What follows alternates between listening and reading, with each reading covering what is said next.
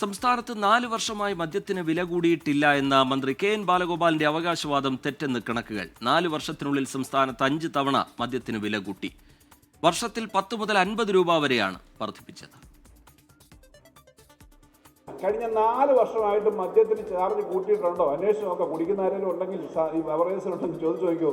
4 വർഷമായിട്ട് ഒരേ വിലയ്ക്ക് കിട്ടുന്നൊരു സാധനം നമ്മുടെ നാട്ടിൽ മദ്യമാണ്. കാരണം അതിന് കൂട്ടിയിട്ടില്ല. മദ്യത്തിന് വില കൂടിയ മയക്കുമരുന്നിന് ഇത് കൂടുമെന്നുള്ളതുകൊണ്ടാണ്. മദ്യത്തിന് വില അധികമായാൽ മയക്കുമരുന്നിനെ പോലെയുള്ളതിന് കൂടുതൽ കിട്ടും. അപ്പം ഇതൊന്നും കൂട്ടാതെ എല്ലാ മേഖലയിലെ പ്രവർത്തനം വഴി നമ്മുടെ എഫിഷ്യൻസി വർദ്ധിപ്പിച്ച് നമുക്ക് ഇത്രയും വർദ്ധിപ്പിക്കാൻ പറ്റും. അതുകൊണ്ടാണ് പിടിച്ചു നിൽക്കുന്നത്.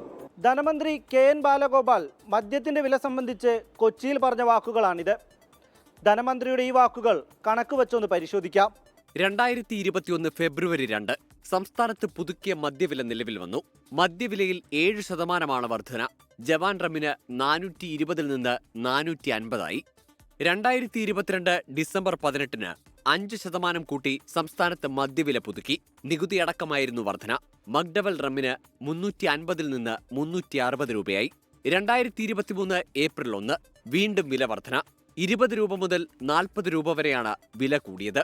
ജവാൻ റമ്മിന്റെ വില 610 നിന്ന് 630 2024 ഫെബ്രുവരി 5 ബജറ്റിൽ മദ്യത്തിന്റെ വില 10 രൂപ വർദ്ധിപ്പിച്ചു. എക്സൈസ് തീരുവ ഇനത്തിൽ 10 രൂപ കൂട്ടി. ഗാൽവനേജ് ഫീസ് ഇനത്തിൽ 200 കോടി രൂപ സമാഹരിക്കുകയായിരുന്നു ലക്ഷ്യം. ഈ വർഷം ജനുവരി 27 വീണ്ടും മദ്യവില വർദ്ധിപ്പിച്ചു. 10% വരെയാണ് വില കൂട്ടിയത്. ഇപ്പോൾ ജവാൻ റമ്മിന് 650 രൂപയാണ് വില. കഴിഞ്ഞ 4 വർഷമായി സംസ്ഥാനത്ത് മദ്യത്തിന് വില വർദ്ധിപ്പിച്ചിട്ടില്ല എന്നാണ് ധനമന്ത്രി കെ.എൻ. ബാലഗോപാൽ അവകാശപ്പെടുന്നത്. എന്നാൽ കണക്കുകൾ പരിശോധിക്കുമ്പോൾ മന്ത്രിയുടെ ഈ അവകാശവാദങ്ങൾ പൊളിയുകയാണ്. ക്യാമറ പേഴ്സൺ അനുവിനൊപ്പം റാഫി കരീം, 24 കൊച്ചി.